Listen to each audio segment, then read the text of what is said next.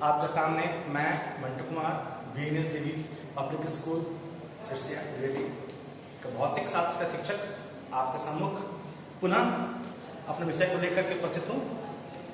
जैसा कि पिछले कक्षा में हम लोग भौतिक के प्रथम पाठ इलेक्ट्रिसिटी को हम लोग शुरुआत किए थे।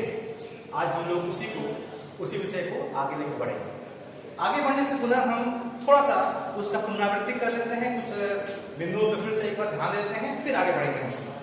स्टूडेंट्स, जैसा कि हमने स्टार्ट किया था उस दिन उस चैप्टर पे कि इलेक्ट्रिसिटी क्या है उसके बारे में मुख्य रूप से समझाया गया कि इलेक्ट्रिसिटी क्या है। फिर इलेक्ट्रिक करंट विद्युत धारा के बारे में जानकारी दी गई थी।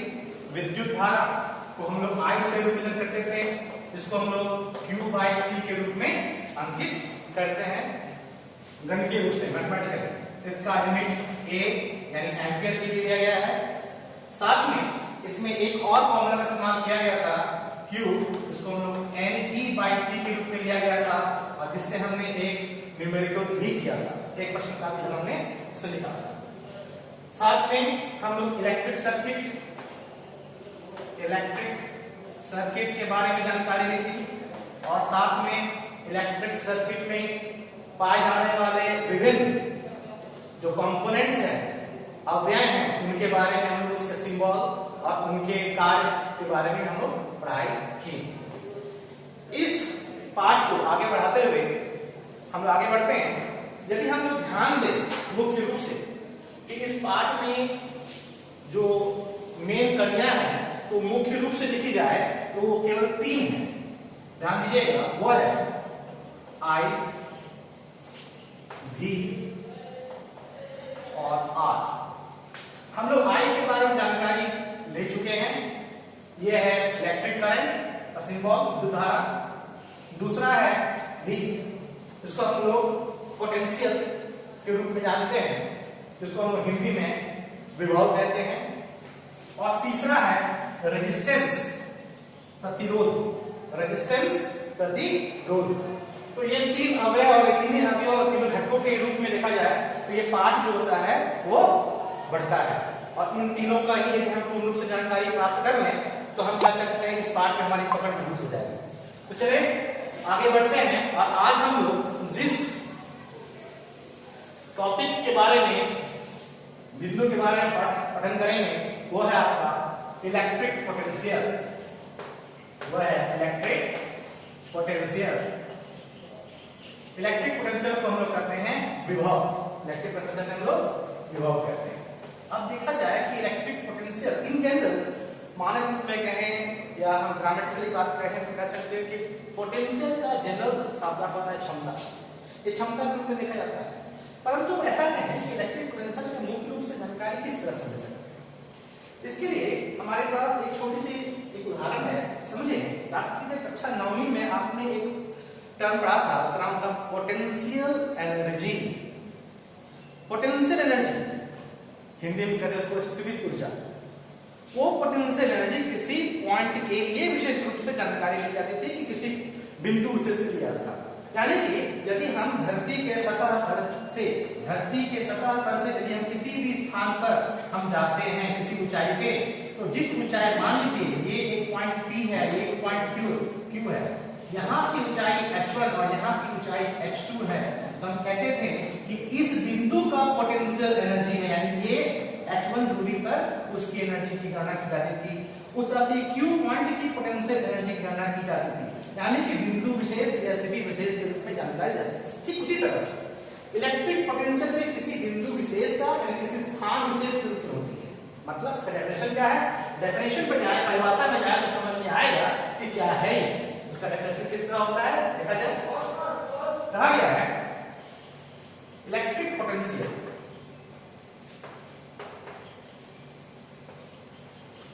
एट अ पॉइंट, इसलिए मैं पहले कहा किसी बिंदु विशेष के लिए है, किसी स्थान स्थिति के लिए है। तो electric potential at a point, फिर दूसरी बात दिया जाए in the field of electric potential at a point in the field of given charge is defined as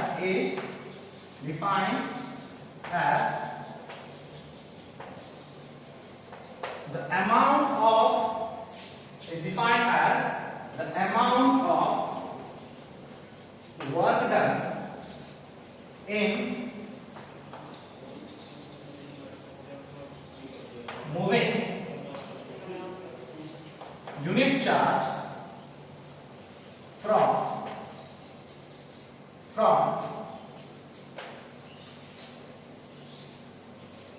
infinity to that point. तो यदि इस परिभाषा को ध्यान समझने का प्रयास करें तो पाएंगे क्या, फिर से उदाहरण ध्यान दीजिएगा कि electric potential at a point, electric potential किसी बिंदु विशेष के लिए जो कि किसी चार्ज के फील्ड में है, कौन सा फील्ड, इलेक्ट्रिक फील्ड, किसी चार्ज के इलेक्ट्रिक फील्ड में जो पॉइंट के बारे में हम बात करना करें उसकी परिभाषा क्या होती है, ये defined as the amount of work done in moving unit charge from infinity to that point, अब एक बात आती है कि यहाँ पे नया शब्द आया यूनिट चार्ज। यूनिट मतलब इकाई, चार्ज आवेश, वह कम से कम छोटी से छोटी इकाई के बारे में चर्चा कर रहे हैं जब उसको हम किसी इन्फिनिटी, यानी मतलब क्या होगा, एक अननोन दूरी से, अज्ञात दूरी से जब उसको लाते हैं किसी बिंदु पे, तो जो काम होगा, जो कार्य होगा, वो कार्य प्रति आवेश यानी work done per unit charge होगा, वो हमारा उस बिंदु विशेष के लिए, उस पॉइंट के लिए इलेक्ट्रिक पोटेंशियल कहलाएगा। चलिए इसको हम एक चित्र के माध्यम से समझने का प्रयास करते हैं कि इलेक्ट्रिक पोटेंशियल आखिर होता क्या है। तो यदि हम बात करते हैं किसी बिंदु विशेष के लिए, किसी पॉइंट के लिए, तो होता क्या है, चलिए देखिए इसको समझने का प्रयास करते हैं। इलेक्ट्रिक पोटेंशियल, और बच्चों ये ध्यान दीजिएगा, ये इलेक्ट्रिक पोटेंशियल जो होता है जब दो बिंदुओं के बीच में जाती है तो उसे हम लोग पोटेंशियल डिफरेंस कहते हैं, और वो पोटेंशियल डिफरेंस जो होता है वही कारण बनता है, वही कारक बनता है करंट को, आवेश को एक पॉइंट से दूसरे पॉइंट पे ले जाने के लिए। चलिए देखते हैं, मान लिया गया कि एक यहां पर एक चार्ज है, एक पॉजिटिव चार्ज है। इस पॉजिटिव चार्ज, ये धन आवेश जो है, इसका अपना एक फील्ड होगा, ये फील्ड कहां तक हो सकता है, तो ये उसके अपने खुद के बिंदु से लेकर इन्फिनिटी तक होता है, यानी कोई इसकी सीमा नहीं है, यहाँ पे फील्ड बहुत दूर तक पहुंच सकते हैं। अब इस फील्ड को हम समझ लीजिए, मान रहे जैसे लगता है कि एक वेव की तरह है, एक जाले की तरह है जो उसको इन्फ्लुएंस में आता है। फील्ड का मतलब कैसे, जिस तरह से मकड़ा जो होता है, स्पैडर जो होता है, वो अपने भोजन को प्राप्त करने के लिए जाल बनाता है, तो उसी तरह से यहाँ फील्ड उसी तरह से है कि वो एक जाले की तरह याद कर सकते हैं, वेव की तरह होता है, वेव की तरह होता है।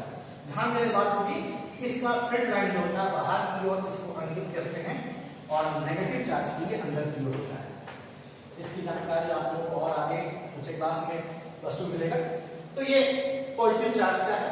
मान लीजिए इस पॉजिटिव चार्ज का, क्योंकि मैंने पहले से कहा था कि बहुत इन्फिनिटी तक इसका अपना क्षेत्र होता है, स्पेस होता है, तो मान यहाँ पर हमको लाना है किसी पॉइंट पे, हमको इस बिंदु के लिए हमको पोटेंशियल प्राप्त करना है। ये बिंदु मान लीजिए मैं P नाम दिया, तो इसका पोटेंशियल मेरा मान लीजिए VP होगा। तो ये VP तक लाने के लिए, यानी B पॉइंट तक लाने के लिए कोई चार्ज है, तो मान लीजिए यहाँ छोटा कम से कम एक चार्ज है जो कि इनफाइनाइट डिस्टेंस से हम उसको चाह रहे हैं, उसको लाया है। तो इसके लाने के क्रम में क्या करना होगा, हमें वर्क करना होगा। वर्क तो हम लोग W से एंटर करते हैं। तो कहा गया कि जो वर्क होगा, यानी इलेक्ट्रिक पोटेंशियल उस बिंदु विशेष के लिए, पॉइंट के लिए क्या होगा, VP। तो क्या होगा, इसमें कहेंगे work by charge, work done by charge. तो W बाय Q के रूप में इसको हम लोग अंकित करते हैं। तो ये क्या हुआ, ये हुआ किसी एक बिंदु विशेष के लिए एट अ पॉइंट, इसे कहा गया electric potential at a point, defined as work done per unit charge, work done in moving unit charge from infinity to a given point to that point। इसको हम लोग इस तरह से गणित की विधि से मैथमेटिकली लिख सकते हैं। आप इस यूनिट पर जैसा कि आप देख रहे हैं कि ये electric potential at a point जो है वर्क डन बाय चार्ज है। तो वर्क डन मतलब क्या, वर्क का होता है जूल, तो जे से लिखते हैं। चार्ज मींस कूलम, जूल पर कूलम। मुख्य रूप से कहा जाए तो कह सकते हैं कि SI unit of electric potential, SI unit of electric potential is volt, ये वोल्ट होता है। और वोल्ट को हम लोग सिंपली V से भी रिप्रेजेंट करते हैं, वोल्ट को V से रिप्रेजेंट करते हैं। तो हम कह सकते हैं कि यहाँ तो ये हमारा गणित रूप से दिया गया है, इसमें V जो होगा वो V क्या होगा, यानी कि हम कह सकते हैं वोल्ट, यानी 1 वोल्ट, ये देखा जाए 1 वोल्ट क्या होगा, 1 वोल्ट हो जाएगा 1 जूल पर कूलम। 1 वोल्ट क्या होगा, 1 जूल पर कूलम। यदि इसकी परिभाषा पूछी जाए कि आप परिभाषित करें एक वोल्ट क्या है, डिफाइन 1 वोल्ट, तो उस विषय में कह सकते हैं जिस तरह से हमने डेफिनेशन लिखा था पोटेंशियल का, उसी तरह से हम डिफाइन खुद कर सकते हैं। जब आप परिभाषा में जाइए तो पाएंगे क्या कि 1 वोल्ट क्या लिखा कर सकते हैं, तो electric potential at a point is said to be 1 volt if 1 joule of work is done in moving a unit charge, that is 1 coulomb, from infinity to that point. यानी कि हम इलेक्ट्रिक पोटेंशियल उस point को, किसी एक point के electric potential को 1 volt तक कह सकते हैं जब 1 जूल का वर्क डन हो किसी एक यूनिट कूलम चार्ज को इन्फिनिटी से उस पॉइंट तक जो कि किसी चार्ज के फील्ड में है वहां यानी जो कार्य होगा प्रति कूलम, उसको हम कह सकते हैं 1 वोल्ट। ठीक बच्चों, ये हो गया विभव, ये हो गया पोटेंशियल। अब इसी के सिमिलर कर सकते हो, इसी के जैसा ही हमारा दूसरा जो पॉइंट होगा वो है पोटेंशियल डिफरेंस, वो है पोटेंशियल डिफरेंस। जैसा कि आप देखें, आप लोग जानते भी हैं, समझे भी होंगे, क्लास 9 में आप लोग बहुत सारे ऐसे पाठ को अध्ययन किए जहां पर हम लोग इस डिफरेंस वर्ड को समझ पाए, अंतर जो शब्द है उसको समझ पाए, डिफरेंस पोटेंशियल। अब इसका मायने का मतलब क्या होता है याद करें। यदि मैं बात करूं छोटा सा एग्जांपल तो फिर मैं उस पॉइंट पे आता हूं। जैसा कि क्लास 9 में पढ़े होंगे कि आप हमेशा देखते हैं, जानते हैं, समझते हैं कि कभी भी मान लीजिए एक हम इस तरह का टैंक बनाते हैं, आप समझने का प्रयास कीजिए, टैंक ही बनाए हैं और इस टैंक में क्या है, ये पानी का टैंक है, इन दोनों का ये जो क्रॉस सेक्शन है बराबर है, हम लोग यहाँ पर इसको एक भाग लगाते हैं, जो कि ओपनर की तरह है। उसके एक पार्ट में मान लीजिए जल का स्रोत पूरा भरा हुआ है, जल का स्रोत पूरा भरा हुआ है और दूसरा जो हिस्सा है वो खाली है, मान लीजिए खाली। यदि आपसे पूछा जाए कि इस नल को यदि खोल दिया जाए तो क्या होगा, तो आप आराम से उत्तर दे सकते हो कि सर इसका जो नल खोलने से जल का जो प्रवाह होगा वो इस भरे हुए कंटेनर से दूसरे खाली कंटेनर की ओर चला जाएगा। अब मैं फिर बोलूं कि दोनों का ये क्रॉस सेक्शन यानी ये जो एरिया है यदि समान हो, फिलहाल यहाँ पर समान है मान रहे हैं, तो वैसे स्थिति में ये फ्लो यानी बहाव तब तक होगा जब तक दोनों की कह सकते हैं ये जो हाइट होगा यानी कि कह सकते हैं प्रेशर डिफरेंस बोल सकते हैं वो 0 हो जाए, तब तक यानी कि इनका जो प्रेशर वो समान हो जाएगा। यानी कि पानी का बहाव जब उसको हम ओपन करेंगे तो पानी का फ्लो होगा और ये एक समान रूप से ठीक उसी तरह से यानी कि यहाँ पे डिफरेंस होने के कारण, अंतर होने के कारण यहाँ पे प्रवाह हुआ था धारा का, इसका मतलब आवेश के प्रवाह के लिए डिफरेंस चाहिए। वो डिफरेंस क्या था और क्या होगा, वो डिफरेंस होगा पोटेंशियल डिफरेंस। यानी कि यहाँ पर करंट को फ्लो कराने के लिए जिस घटक की हमें आवश्यकता है वह है हमारा पोटेंशियल डिफरेंस। तो जो हम देखते हैं नेक्स्ट टॉपिक हमारा है वह है पोटेंशियल डिफरेंस। पोटेंशियल डिफरेंस इसको हिंदी में कह सकते हैं विभव अंतर। तो पोटेंशियल डिफरेंस क्या है, चलिए इसकी परिभाषा की ओर जाते हैं, देखते हैं क्या है पोटेंशियल डिफरेंस। जैसा कि आप पाए कि उसमें एक बिंदु से एक बिंदु के लिए विश्लेषण कहा गया, ठीक यहाँ पर भी दो बिंदुओं के बीच के बारे में बात की जाएगी। तो हम पोटेंशियल डिफरेंस का परिभाषा में दो बिंदुओं का प्रयोग करें तो क्या लिखेंगे?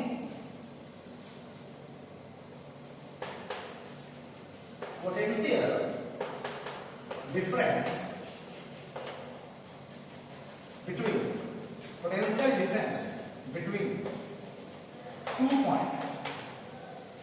two points is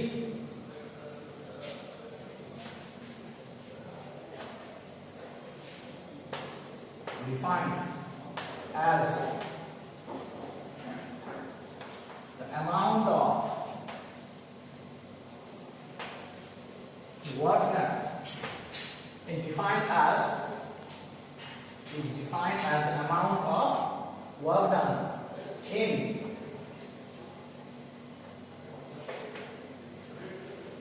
moving unit charge from one point to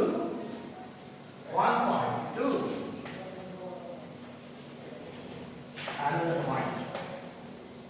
अब एक बात है कि ये पॉइंट कहां पर है, तो जो हम लोग को कक्षा 10 में पढ़ना है वो एक सर्किट के रूप में हम यहाँ पर उसको इस्तेमाल कर सकते हैं और one point two another point in an electric circuit.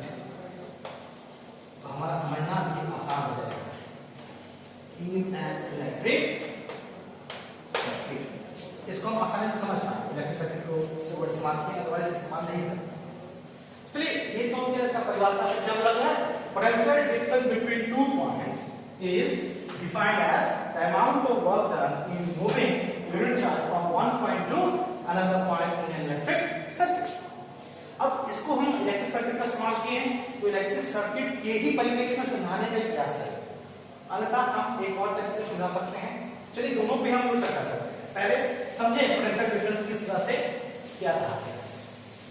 Potential के परिप्रेक्ष्य में समझने का प्रयास करें, जो कि हम लोग पहले इसके पिछले पॉइंट पे हम लोग डिस्कशन कर रहे थे, उसके आधार पर इसको हम पहले चर्चा करेंगे। मान लीजिए सपोज ये एक पॉइंट है और ये एक दूसरा पॉइंट है।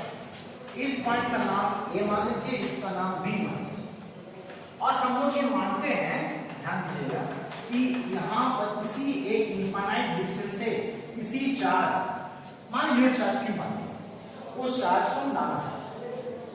यदि इस इंफिनिटी से इस चार्ज को यहाँ इस बिंदु तक लाना है हमें, तो यहाँ तक लाने के लिए हमें एक कार्य करना पड़ेगा। उस कार्य को हम लोग मान लीजिए यहाँ पर WB बोलते हैं।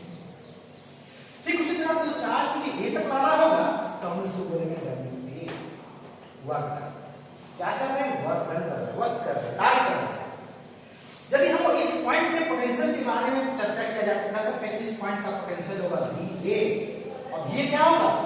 पोटेंशियल की परिभाषा के अनुसार ये हो जाएगा work done WA by Q charge. ठीक उसी तरह से B की बात किया जाए तो हो जाएगा VB, और ये होगा WB by Q। तो ध्यान दिया जाए, आपसे यदि पूछूं कि इन दोनों पॉइंट में उस चार्ज को लाने में किसमें कार्य अधिक हुआ, किसमें कार्य अधिक करना पड़ा, तो आप कह सकते हो, कक्षा में पढ़े हो कि जहां दूरी अधिक होगी तो वर्क भी अधिक होगा।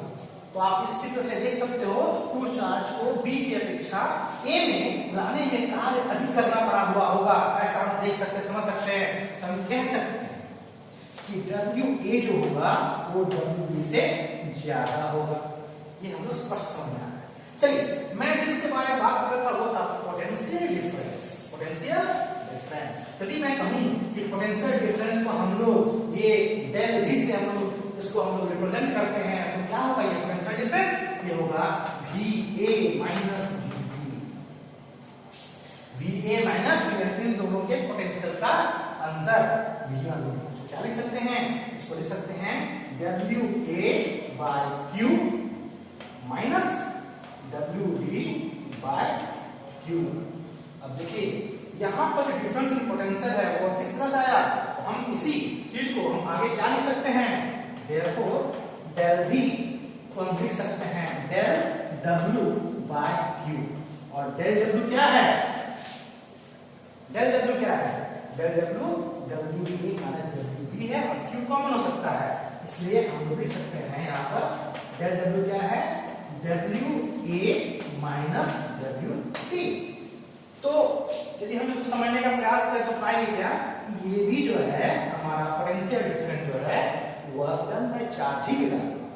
जिस तरह से पोटेंशियल था उस तरह से ये भी अंतर केवल किसकी है, इस डिफरेंस की इकाई की, क्योंकि ये दो बिंदुओं के बीच के डिफरेंस के लिए इसको हम लोग परिकलन कर रहे हैं, इस्तेमाल कर रहे हैं। तो डेल डब्ल्यू बाई क्यू हुआ। तो इसका यूनिट क्या होगा, इसका यूनिट जूल, वर्क के लिए जूल, चार्ज के लिए पर कूलम, जूल पर कूलम। इसका मतलब हम इसके यूनिट बारे में बात करें, यहाँ पर भी 1 वोल्ट पोटेंशियल डिफरेंस है तो इसका भी वोल्ट ही होगा, क्योंकि किसी वोल्ट को किसी वोल्ट से घटाया जाए तो वोल्ट ही मिलना है, स्पष्ट रूप से है। तो ये 1 वोल्ट क्या हो गया, 1 जूल पर कूलम होगा। ये हमारा इस पोटेंशियल डिफरेंस के लिए भी हमारा ये परिभाषा स्पष्ट होता है। चलिए इस चीज को हम लोग इलेक्ट्रिक सर्किट के रूप में देखने का प्रयास करते हैं कि इलेक्ट्रिक सर्किट में इसका क्या मतलब है, ऐसा क्या विशेषता है। क्योंकि मैंने बात कहा कि किसी भी चार्ज को, किसी भी करंट को हम यदि फ्लो कराना चाहते हैं किसी विद्युत परिपथ में, इलेक्ट्रिक सर्किट में, तो क्या चाहिए, पोटेंशियल का डिफरेंस। जब तक पोटेंशियल का डिफरेंस नहीं होगा हम कार्य नहीं सकते। जैसे आप जानते हैं धारा का प्रवाह जो होता है वो हायर प्रेशर से लोअर प्रेशर होता है। किसी बॉल को आप ऊपर से छोड़िएगा तो बॉल नीचे क्यों आता है, क्यों आता है, क्योंकि वहां पर हायर पोटेंशियल है, नीचे लोअर पोटेंशियल है। तो हायर पोटेंशियल से लोअर पोटेंशियल जो कोई वस्तु विशेष गिरता है, ठीक उसी तरह से हम करंट की बात करते हैं तो करंट भी उधर ही फ्लो करता है, इधर from higher potential to lower potential. चलिए उसको समझने का हम लोग प्रयास करते हैं। और इसको समझने के लिए बहुत आसान तरीके से हम समझ सकते हैं, एक सेल के जरिए से। एक सेल को हम लेते हैं, चलिए एक सेल लेते हैं और सेल के प्रयोग से हम लोग इसका इस्तेमाल देखेंगे क्या है वास्तविक रूप से। आप देखें, मान लीजिए छोटा सा सर्किट बनाता हूं और उसमें आप इसको मैं समझने का प्रयास करता हूं। मान लीजिए कि रजिस्टर है, इस रजिस्टर में हम लोग अभी फिलहाल एमीटर वोल्टमीटर का इस्तेमाल ना करते हुए सिंपल हम चाहते हैं पोटेंशियल डिफरेंस समझाना। जैसे मैं यहाँ ले रहा हूँ, मान लीजिए एक सेल, केवल एक सेल ले रहे हैं, हम बैटरी की बात नहीं कर रहे हैं, सेल बात कर रहे हैं, क्योंकि आप सेल समझ जाइएगा तो बैटरी आसानी से समझना होगा, आसानी समझ सकते हैं। चलिए आप देख रहे हैं कि आपका एक प्लस टर्मिनल एक माइनस टर्मिनल, यहाँ पे जो कुंजी है की है ये ऑफ अवस्था में है, जिसका मतलब करंट फ्लो नहीं कर रहा है। लेकिन जैसे ही हम यहाँ पे इसको ऑन करते हैं तो पाते क्या है कि करंट जो होता है वो विद्युत धारा जो है उसका फ्लो होता है और पूरे सर्किट में फ्लो करती है। प्रश्न उठता है कि यदि मैं बात करूं कि ये एक बिंदु लूं और ये एक बिंदु लूं, इस दो बिंदु को इस्तेमाल करूं, तो मान लीजिए इस पॉइंट को हम VA मान लें, इस पॉइंट को VB मान लें, तो हम यहाँ बात करते हैं कि आखिर करंट का फ्लो होता कैसे है। याद कीजिए, हम स्पष्ट रूप से कहते हैं करंट का जो फ्लो होता है वो फ्लो ऑफ चार्ज है, I क्या है, Q by T है। और इस करंट में, चार्ज में और कुछ नहीं प्रवाह करता बल्कि इलेक्ट्रॉन प्रवाह करता है, इलेक्ट्रॉन का प्रवाह होता है। और दूसरी बात यह है कि इलेक्ट्रॉन का प्रवाह कहां होता है, तो मैं सिंपल से कहूं कि एक प्लस और माइनस टर्मिनल को देखा जाए तो हम कह सकते हैं माइनस टर्मिनल से इलेक्ट्रॉन का प्रवाह होता है और प्लस टर्मिनल की ओर आता है। माइनस से निकलता हुआ इलेक्ट्रॉन प्लस टर्मिनल की ओर प्रवेश करता है और इस तरह से एक पूरे सर्किट को पूर्ण करता है। इसका मतलब यहां से इलेक्ट्रॉन निकलेगा और इस पाथ को फॉलो करता हुआ इस पॉजिटिव टर्मिनल में पहुंचेगा और हम कहते हैं क्या, करंट जो होता है प्लस से माइनस की ओर जाता है।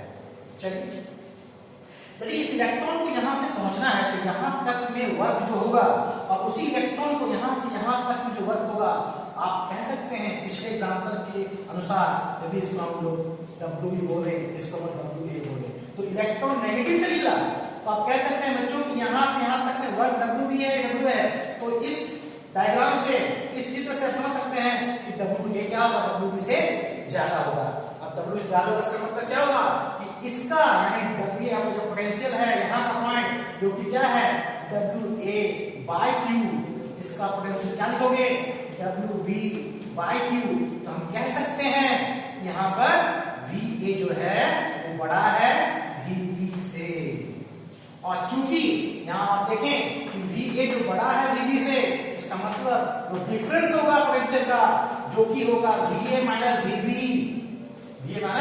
इसीलिए करंट जो होता है वो हायर पोटेंशियल से लोअर पोटेंशियल की ओर जाता है। इसी कारण से हम लोग जानते हैं कि जो प्लस टर्मिनल है उसको हम लोग हायर पोटेंशियल कहते हैं, जो माइनस टर्मिनल है उसको हम लोअर पोटेंशियल कहते हैं। इस तरह से हायर पोटेंशियल से लोअर पोटेंशियल में इलेक्ट्रॉन का प्रवाह होता है, सॉरी करंट का प्रवाह होता है, और इलेक्ट्रॉन चूंकि माइनस से प्लस को जा रहा होता है, यानी करंट का प्रवाह हमेशा हायर पोटेंशियल से लोअर पोटेंशियल की ओर होता है। कुछ आसान सा एक फिगर बना के समझाया जाए तो हम कह सकते हैं, इस फिगर में देखिए, मान लीजिए एक सिंपल सा एक वायर है, ये आपका प्लस है, ये एक माइनस है, तो हम करंट बोलते हैं कि ऐसा गया हायर पोटेंशियल से लोअर पोटेंशियल से, तो इलेक्ट्रॉन कहां गया, माइनस से प्लस गया।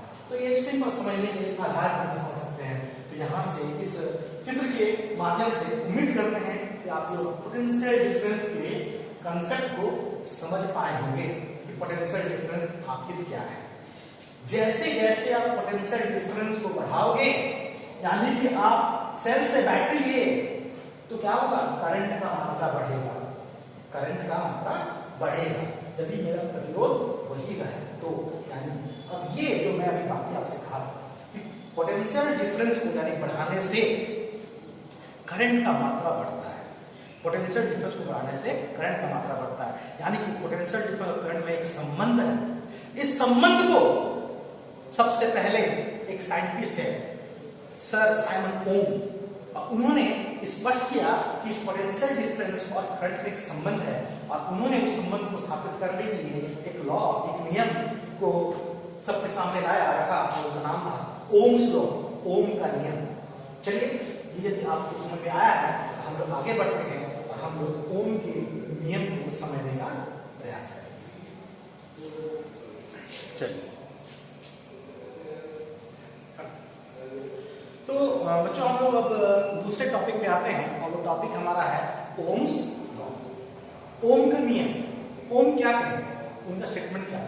तो पहले हम ओम्स लॉ के स्टेटमेंट पे आते हैं, उसके बाद उसके बारे में जो बातें बताई गई उसको हम लोग एक एक्सपेरिमेंटल मेथड के माध्यम से समझने का प्रयास करें। चलिए, स्टेटमेंट क्या है, ओम्स लॉ।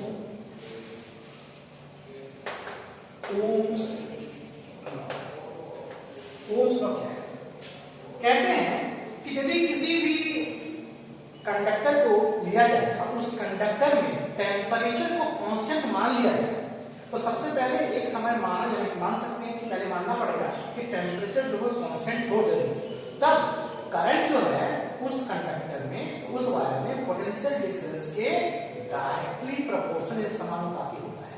तो क्या है मतलब, यही है, at constant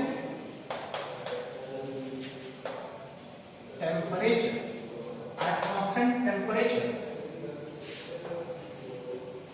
electric current flowing through the conductor, electric current flowing through the conductor is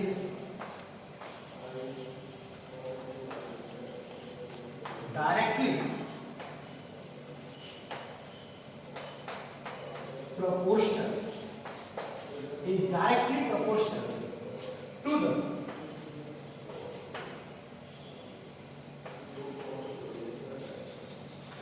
potential difference provided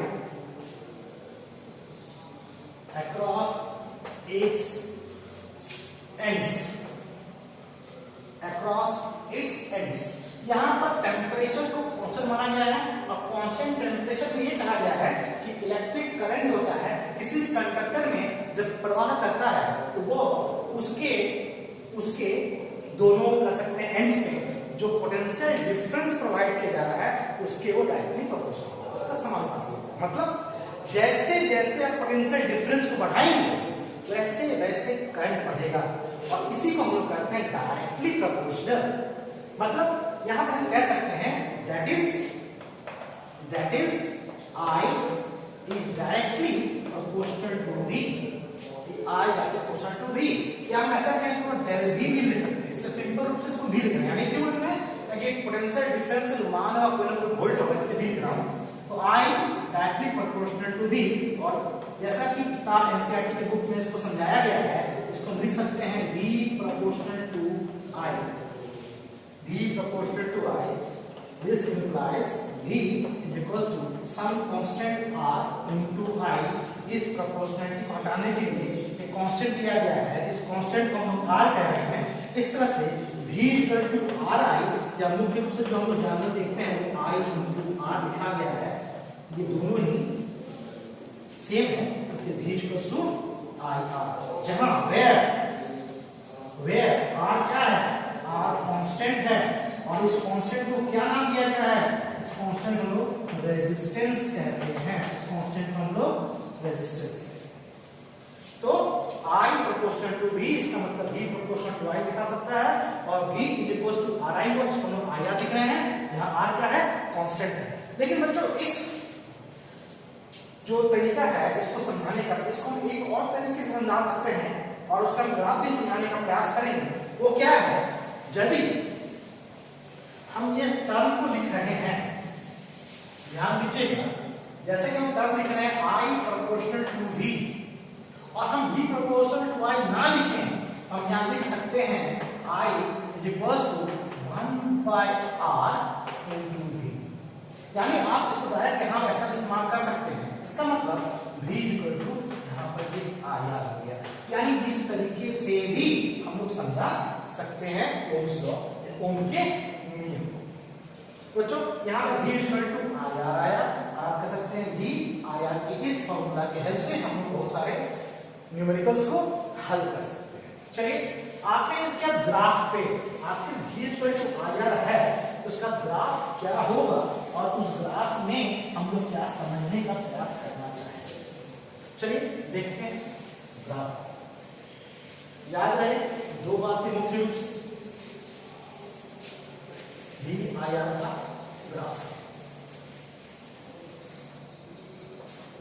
topic होगा graphical representation of Ohm's law, graphical representation of Ohm's law. तो students हमारा जो नेक्स्ट टॉपिक है वो है graphical representation of Ohm's law. अब graphical representation of Ohm's law के जैसा कि हम जानते हैं किसी भी ग्राफ को बनाने के लिए हमें दो बात की आवश्यकता पड़ती है। पहला बात तो ग्राफ के दो इकाई जिसके रेस्पेक्ट में ग्राफ बनाना होता है। जैसा कि हमारा ये थ्योरी है वो क्या है, V equals to IR, V equals to IR, R क्या है, कांस्टेंट। यदि हम इस ओम्स लॉ के इस ग्राफ को समझने का प्रयास करते हैं तो क्या पाएंगे कि हमें पहला एक सर्किट का निर्माण करना चाहिए ताकि हमें V और I के डाटा मिल जाए। चलिए इस सर्किट को समझने का हम प्रयास करते हैं कि सर्किट क्या है। मान लीजिए कि हम लोग एक सर्किट बनाते हैं जिसमें एक रजिस्टर दिया गया है, और एक रजिस्टर के साथ में हमारे इसके अक्रॉस में एक वोल्टमीटर का प्रयोग किया, और साथ में एक एमीटर को भी दिया गया है ताकि हमें ये पता करना होगा कि इस रजिस्टर के अक्रॉस हमारे रजिस्टर का रेजिस्टेंस R है और उसका पोटेंशियल डिफरेंस V है, तो वो कितना होगा उसको वोल्टमीटर से नापेंगे हम लोग, करंट होगा वो एम्पीयर से नापा जाएगा। तो ये करंट का बात आपको मुझे यहाँ पे देना पड़ेगा उसका सोर्स क्या होगा। तो मान लो हम लोग यहाँ पर एक बैटरी का इस्तेमाल कर रहे हैं, साथ में हम लोग यहाँ पे एक की और एक रियोस्टेट का भी इस्तेमाल कर रहे हैं, ठीक है, ताकि हम लोग इसमें गणना कर सकें। इस सर्किट के माध्यम से बच्चों ध्यान दीजिए कि हमें I यानी एम्पीयर और V वोल्टमीटर के रेस्पेक्ट में पोटेंशियल डिफरेंस हमको गणना करना पड़ेगा कुछ इस तरह से कि जब हम इस E को ऑन करें और किसी स्पेसिफिक रेजिस्टेंस पे तो पाएंगे क्या कि हमारा यहाँ पर पोटेंशियल डिफरेंस ये ऐसा सर्किट बना कि हमारा ये पॉइंट हमारा पहला केवल एक सेल के लिए बना, और फिर हम लोग I और V नापे, फिर दो सेल का इस्तेमाल किए तो फिर I और V नापे, फिर तीन सेल का इस्तेमाल किए तब I और V नापे। इस तरह से यदि हम V और I का हम लोग यदि गणना करें कुछ इस तरह से मिलेगा, V1 के लिए हमारा करंट होगा I1, V2 के लिए करंट होगा I2 और V3 के लिए करंट होगा हमारा I3। मान लिया जाए करंट है कुछ इस तरह से। जिसका हम ग्राफ का निर्माण करें, तो पाएंगे बच्चों ध्यान देना, जब भी ग्राफ को हम बनाएं तो हमारे दो एक्सिस यानी कि x और y एक्सिस दिया जाता है, यानी कि एक्सिस हो गया और ये y एक्सिस हो गया। यदि इसको हम इसी तरह से लेते हैं एक समांतर दूरी पर, हम कह सकते हैं V1, V2, V3, V4। मान लिया जाए V4 से दिया क्या होगा, और ये आपका D जो कि वोल्ट में है, जो कि वोल्ट में है, ठीक उसी के अनुपात रूप से कह सकते हैं हम I1, I2, I3, I4 नहीं, क्योंकि होगा I1, I2, I3, I4 जो कि I है उसका यूनिट एम्पीयर होगा। बच्चों याद रखना कि जब भी ग्राफ बनाओ तो x और y एक्सिस में दिए हुए जो भी पैरामीटर्स होंगे, जो भी आपके फिजिकल क्वांटिटी होंगे, उन क्वांटिटी का नाम के साथ उसका यूनिट देना जरूरी है समझने के लिए। जब हम इस ग्राफ को प्लॉट करते हैं तो पाते क्या है, एक स्ट्रेट लीनियर लाइन हमें मिलता है, एक स्ट्रेट लीनियर लाइन मिलता है जो कि हमें समझाता है, बतलाता है कि I प्रोपोर्शनल टू B है, I प्रोपोर्शनल टू B है, यानी कि समानुपाती है। इसका मतलब जैसे जैसे हम पोटेंशियल डिफरेंस बढ़ाते हैं वैसे वैसे हमारा करंट भी बढ़ता है। और याद है बच्चों यहाँ पर रेजिस्टेंस हमारा क्या है, रेजिस्टेंस कांस्टेंट है। कैसे कांस्टेंट है, यदि हम इस चीज का परिकलन करें तो हम पाएंगे कैसे क्यों मान ली भाई रेजिस्टेंस कांस्टेंट है। तो इसके गणना के लिए पहले हम इस तरह से इनको हम माप करें। मान लीजिए एक छोटे से अंतराल पे हम एक ट्रायंगल का निर्माण करते हैं और हम उस पे ध्यान लगाएं, तो मान लीजिए इसका नाम हम रखें P, Q and T, जिसको नाम दे रहे हैं P, Q और T।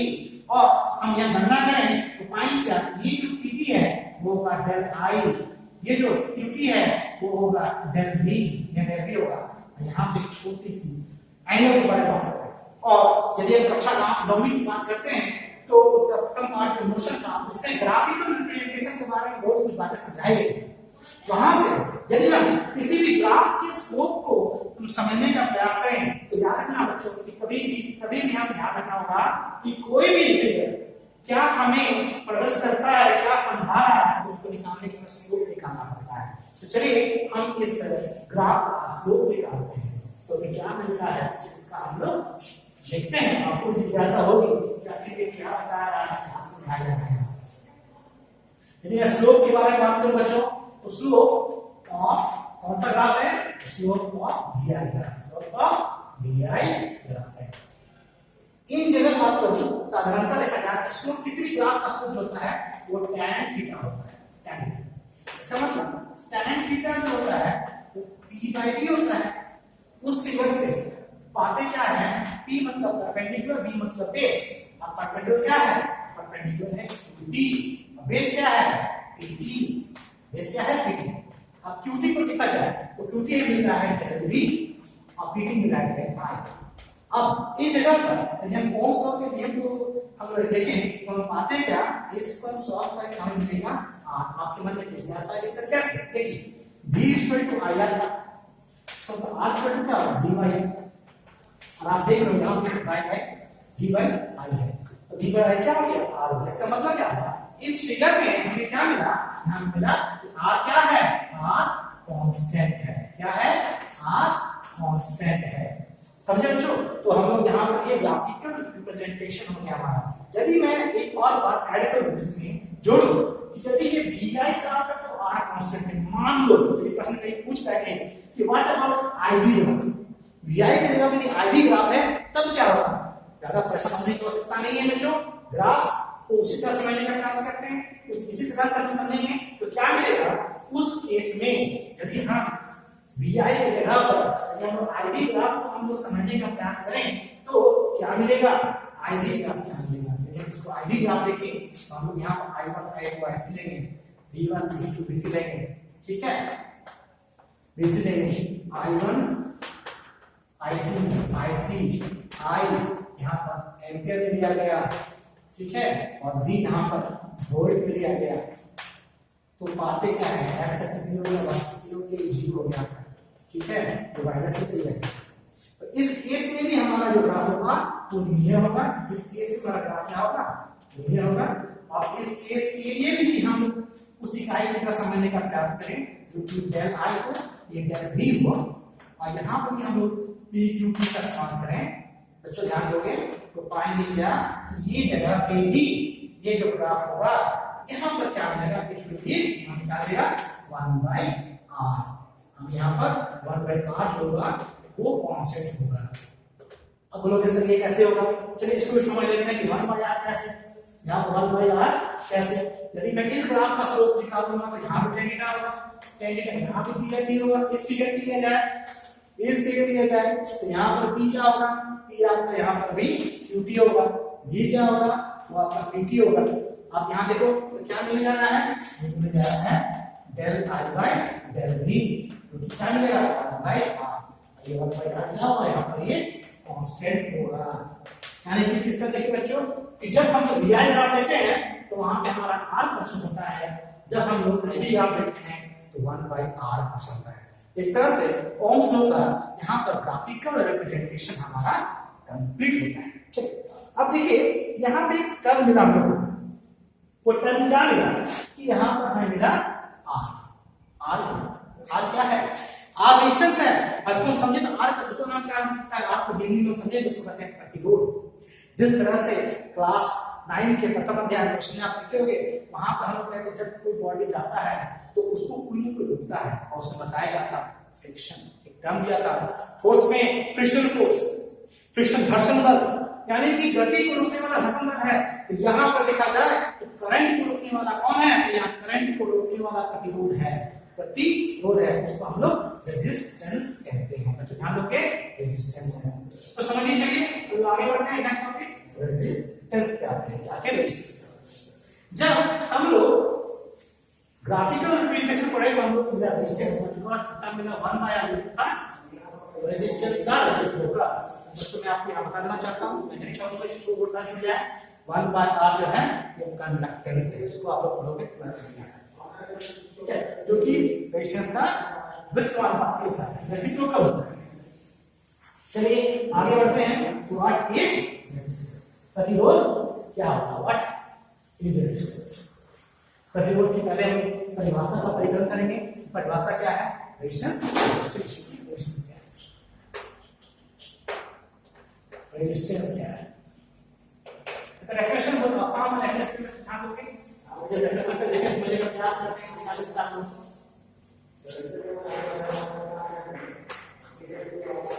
Resistance is defined, resistance is defined as the property of the conductor by virtue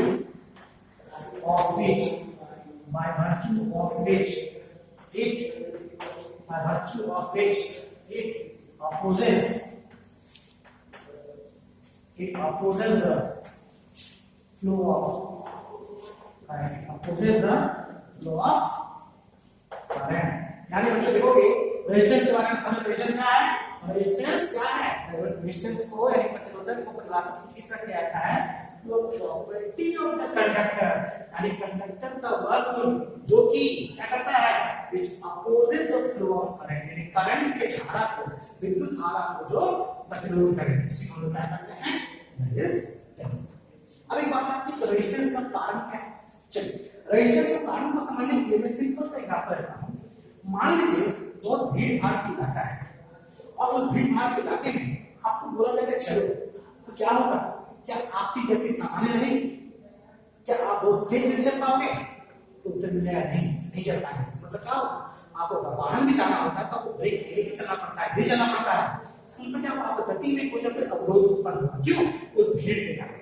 तो यदि मैं सिंपल से एग्जांपल मैं एक कंडक्टर लेता हूं, मैं कंडक्टर वो है एल्युमिनियम का, एक एल्युमिनियम का तार है, एल्युमिनियम जानते हो एक गुड कंडक्टर है, तो उस एल्युमिनियम के तार को देखा जाए तो एल्युमिनियम के तार का यदि हम छोटा सा गणना करें, मापन करें, हम कुछ संख्या को आपके सामने प्रस्तुत करते हैं, ध्यान दीजिएगा और समझने का प्रयास कीजिएगा। रेजिस्टेंस का कारण क्या है, टॉपिक क्या है, रेजिस्टेंस का कारण यानी cause of resistance, cause of resistance.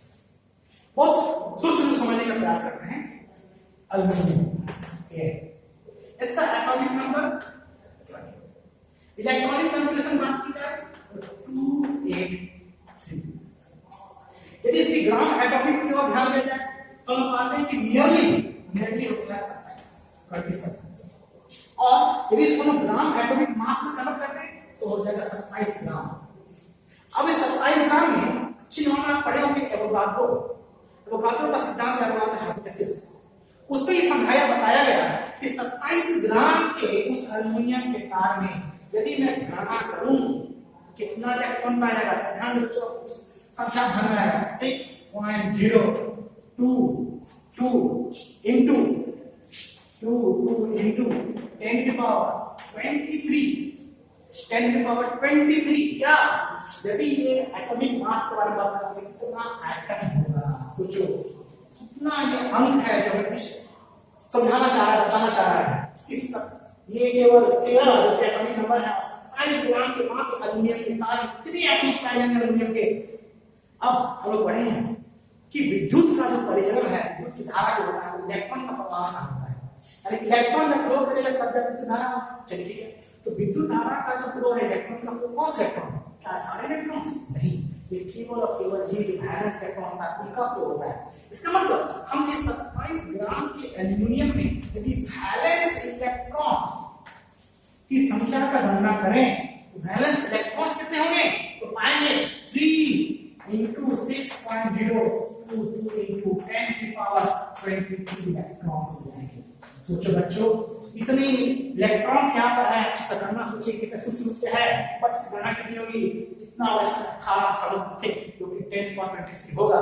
आप सोचिए एक तार में जो कि मात्र 27 ग्राम का तार हो, तो 27 ग्राम आप मुख्य रूप से कुछ माने तो 50 ग्राम छोटे छोटे काटे हो, 27 ग्राम, तो 27 ग्राम तार की कुछ लंबा या कुछ बड़ा सेक्शन है, उतनी इलेक्ट्रॉन जो होंगे वो प्रवाह करेंगे। यदि इलेक्ट्रॉन का मोशन इधर है, करंट आपको इधर जाता है, आप सही जानते हैं इसके बारे में, सामने की हम पहला इसलिए बता रहे हैं। आखिर होता क्या होगा, होता ये होगा कि एक इलेक्ट्रॉन कहीं ना कहीं दूसरे इलेक्ट्रॉन के बीच में एक प्रकार का प्रतिरोध उत्पन्न करता होगा, यानी कि वहां रिपल्सन होगा। हम कोई जानते हैं non contact force, contact force जहां कहीं ना कहीं आपका संपर्क होता है, नॉन कांटेक्ट फोर्स जहां संपर्क नहीं होता है, तो दो इलेक्ट्रॉन के सम आवेश होने के कारण, समान आवेश होने के कारण, समान चार्ज होने के कारण उनमें क्या होगा, रिपल्सन होगा। तो ये रिपल्सन होने के कारण ये एक दूसरे को एक धक्का देगा, जब देता है, उसको ड्रिफ्ट कहते हैं। अब इसी ड्रिफ्ट के कारण इलेक्ट्रॉन फ्लो नहीं करता है। तो सोचो बच्चों, यानी क्या है कोलिजन। तो मुख्य रूप से एक कोलिजन एक काम करता भी है और कहीं एक कोलिजन काफी धीरे से गति भी करता है, यानी इलेक्ट्रॉन के फ्लो के धारा के प्रवाह के लिए हमारा एक कोलिजन है, और कोलिजन ही मुख्य रूप से कारण बनता है इलेक्ट्रॉन के रेजिस्टेंस के लिए, करंट के रेजिस्टेंस के लिए। आपका मुख्य रूप से काम क्या होगा, what is the cause of resistance, हम लिख सकते हैं, कह सकते हैं क्या, कॉज ऑफ रेजिस्टेंस क्या हो गया, कॉज ऑफ रेजिस्टेंस क्या हो गया, देखिए कोलिजन। कोलिजन इसमें कोलिजन बिटवीन द इलेक्ट्रॉन्स, मुख्य रूप से कौन सा इलेक्ट्रॉन, तो फ्री इलेक्ट्रॉन। तो बच्चों को यह जान पाए कि आपका इलेक्ट्रॉन रेजिस्टेंस का कारण क्या है। करंट में करंट का फ्लो समझ चुके, पोटेंशियल समझते, तो रेजिस्टेंस का मुख्य रूप से जो कारण है वो क्या है, वो है आपका कोलिजन। कारण क्या है, कोलिजन है। तो कोलिजन के होने के कारण ही रेजिस्टेंस होता है। बट यह एक और बात ध्यान रखो कि क्या इलेक्ट्रॉन को इलेक्ट्रॉन से प्लाट करता है, क्या एटम से प्लाट करता है, एटम से भी प्लाट करता है, बट वहां पे क्या होगा, हमारा दूसरा टॉपिक होगा जो हीटिंग इफेक्ट होगा, ठीक है, जो उसमें समझने का प्रयास करेंगे, अंतिम टॉपिक है। बट उससे पहले हम लोग यहाँ देखने का प्रयास करेंगे, समझने का प्रयास करेंगे यहाँ पे जो हमारा रेजिस्टेंस रेजिस्टेंस है, वो रेजिस्टेंस का मुख्य कारण क्या है, वो है पोटेंशियल। ठीक है बच्चों, हम समझ सकते हैं, आपको यह समझना है। चलिए हम लोग आगे बढ़ते हैं और आगे इसको समझने का प्रयास करते हैं कि रेजिस्टेंस के किन किन अवयवों पर ये डिपेंड करता है, कौन कौन से दूसरे घटक इस पर डिपेंड करता है रेजिस्टेंस का कारण। तो ठीक है, और क्या क्या है टॉपिक क्या हो जाएगा हमारा, नेक्स्ट टॉपिक है हमारा factors affecting resistance, factors affecting resistance. ठीक है बच्चों, ध्यान देकर समझने का प्रयास करते हो। फैक्टर्स अफेक्टिंग रेजिस्टेंस ये भी बहुत जरूरी है और ये 10th के 10वीं कक्षा के बोर्ड में बहुत बार पूछा गया सवाल है कि फैक्टर्स कौन कौन से फैक्टर है। 3 मार्क्स के सवाल में पूछा गया, 3 मार्क्स के प्रश्न में पूछा जाता है कि फैक्टर कारक कौन कौन से हैं रेजिस्टेंस। ठीक है, इस टॉपिक को समझने का प्रयास करेंगे और ध्यान देंगे और उसके न्यूमेरिकल्स भी आता है। चलिए बच्चों समझने का प्रयास करें। फैक्टर्स अफेक्टिंग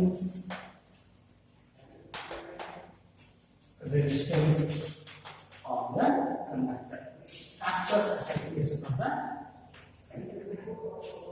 कहा गया कि रेजिस्टेंस ऑफ द कंडक्टर किसी पर डिपेंड करता है। यदि हम इसको सेंटेंस लिखने का प्रयास करते क्या किया, देखिए ध्यान से देखें,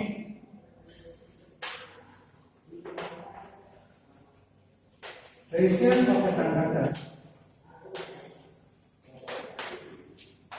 is resistance of the conductor is नाम बच्चों क्या है, directly proportional to the length as of the conductor।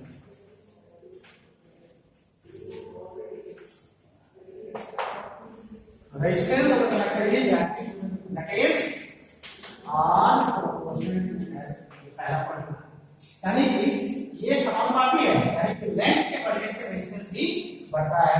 दूसरा क्या है, inversely proportional to its cross sectional area, inversely proportional to its cross sectional area, that is R inversely to 1 by a। दूसरा हो गया R inversely to 1 by a, दूसरी point हो गई। तीसरा पॉइंट अगर बात करें तो क्या होगा, दूसरा पॉइंट तो क्या है, directly proportional to the temperature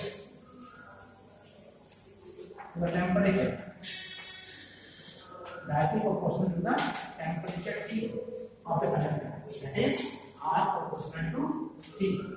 तीसरा पॉइंट हो गया। चौथा पॉइंट क्या है, ये मैथमेटिकल पार्ट होता है। ठीक है, हम लोग ये 3 पॉइंट होते हैं। चौथा पॉइंट आपको बहुत अभी से बहुत वो है नेचर मटेरियल, वो है नेचर ऑफ द मटेरियल। चौथा पॉइंट हो सकते हैं, मिल सकते हैं। ठीक है, nature material, it depends on nature of the material. लेकिन केवल 2 ही मैथमेटिकल पार्ट के इस्तेमाल से हम लोग एक गणितीय रूप में आता है, होता है उसकी होता है।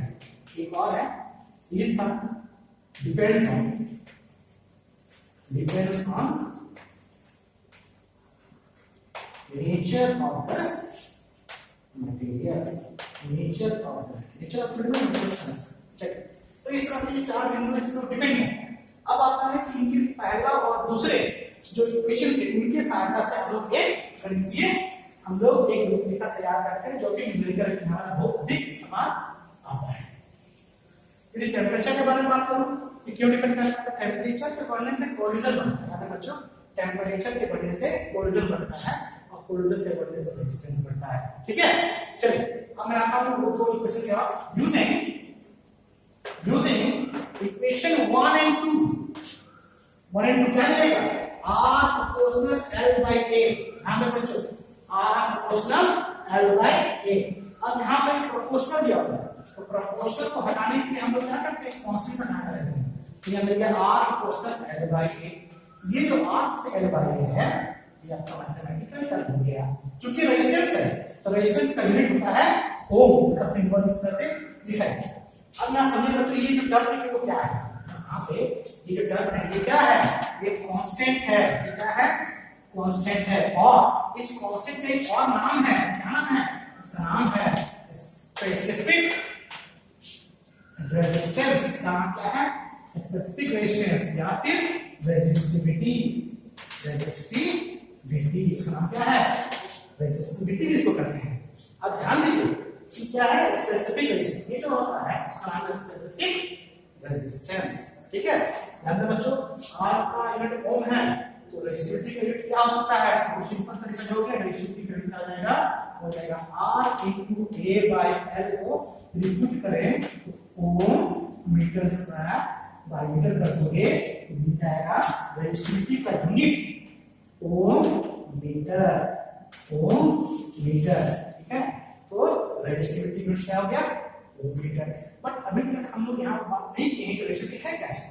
ये रेजिस्टिविटी जो स्पेसिफिक होता है ये वायर पे डिपेंड करता है, वो कंडक्टर पे डिपेंड करता है कि आपका वायर एल्युमिनियम है कि कॉपर है कि सिल्वर है।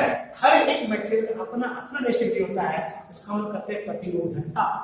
ठीक है, यानी कि प्रतिरोध रेजिस्टेंस है, प्रतिरोधकता रेजिस्टिविटी है, तो वो उसकी अपनी खुद की काबिलियत होती है और ये मटेरियल पे डिपेंड करती है। बच्चों को याद रखना कि रेजिस्टिविटी जो होता है वो लेंथ और एरिया पे डिपेंड नहीं करता है। बच्चों का भी ध्यान देंगे कि रेजिस्टिविटी जो होता है वो लेंथ और एरिया पे डिपेंड नहीं करता, वो डिपेंड केवल और केवल नेचर ऑफ मटेरियल और साथ में टेम्परेचर ऑफ मटेरियल पे डिपेंड करता है कि टेम्परेचर की वजह से रेजिस्टिविटी भी बढ़ता और घटता है, जैसा कि बोला है।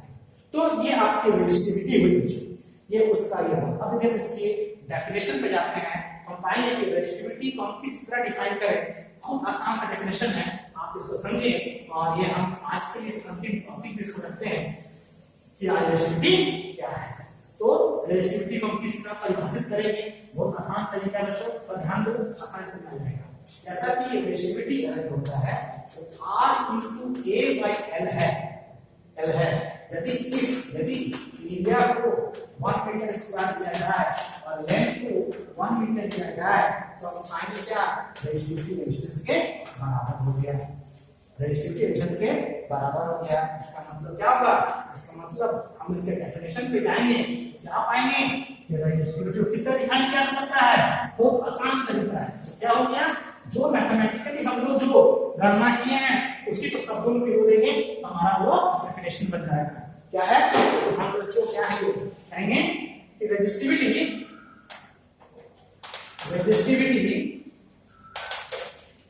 is numerically equal to the